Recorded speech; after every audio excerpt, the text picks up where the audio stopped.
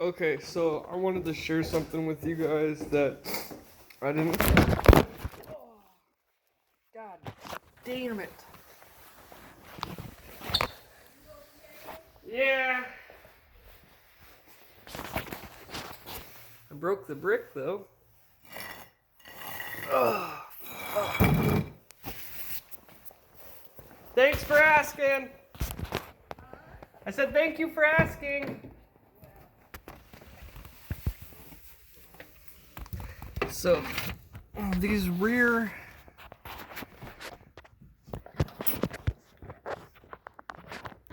struts, because they got the camber plates like the front. You see the shadow from my hand? That's because they go all the way down and into the outside. So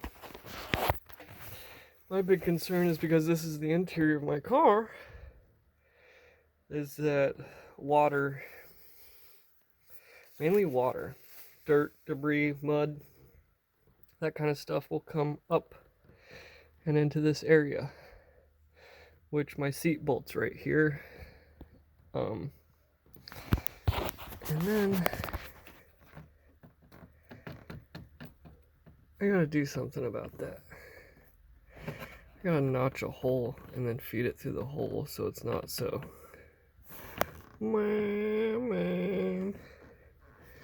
Something back here. It's just rattling.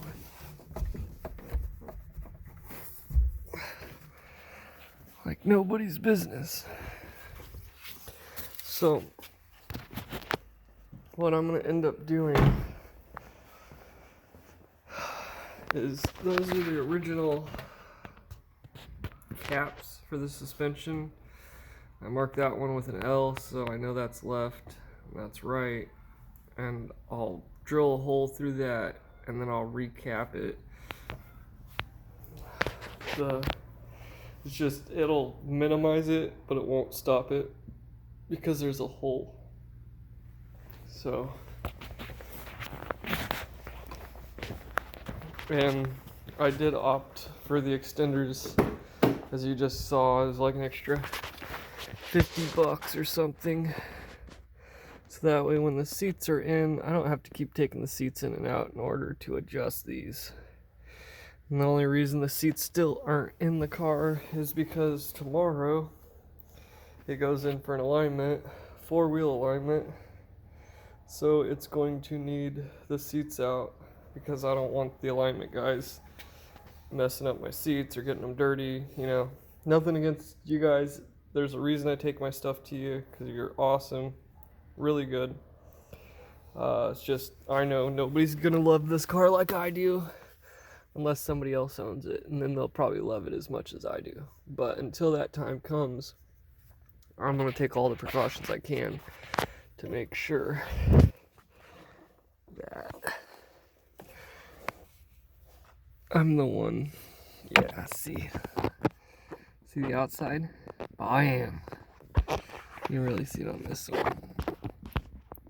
So, anyways, food for thought. Make sure you guys, if you're doing these ones, I imagine all of them are going to be this way if they have the rear camber plates.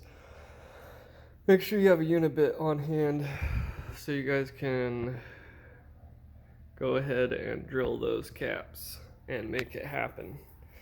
The only reason, like I said, I'm not doing it right now is because the alignment guys need to be able to get in there and get that alignment done and everything. So once that's done, I'll go ahead and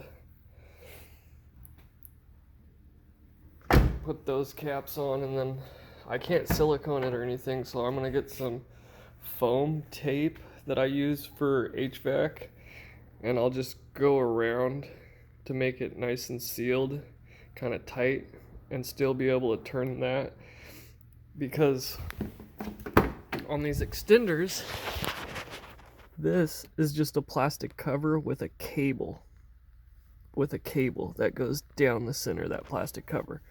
So technically I could seal that to the cover, but the problem is all of this sticks way above that. So that's going to be the hard part, is I can't seal anything to that black anodized aluminum because that's got to be able to rotate. So just stuff to keep in mind, and it's not like you can silicone or caulk those holes or whatever, because the stuff's got to be able to move freely in order to be able to do alignments, and you don't want to have to go and dig that shit out of there every time anyways.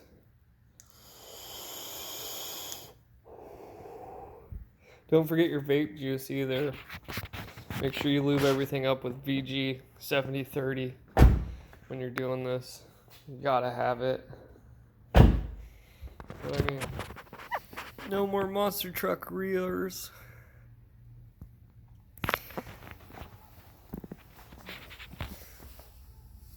Or fronts.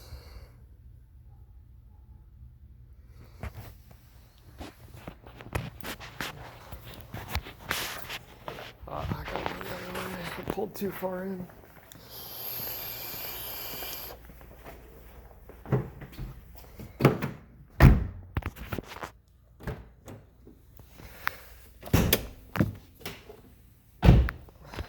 Give you guys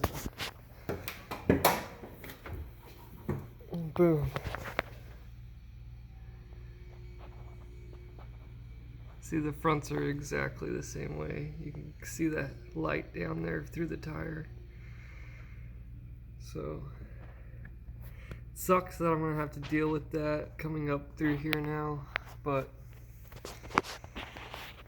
I work at a sheet metal shop. Even though I'm an HVAC guy, we got a heavy and a light side. So I'm gonna get the strut bar, I'll put that on, and then I'll try and figure out some way that I can cover all of this, but still leave this exposed so that way I can make my quick adjustments. I don't know if you can hear that.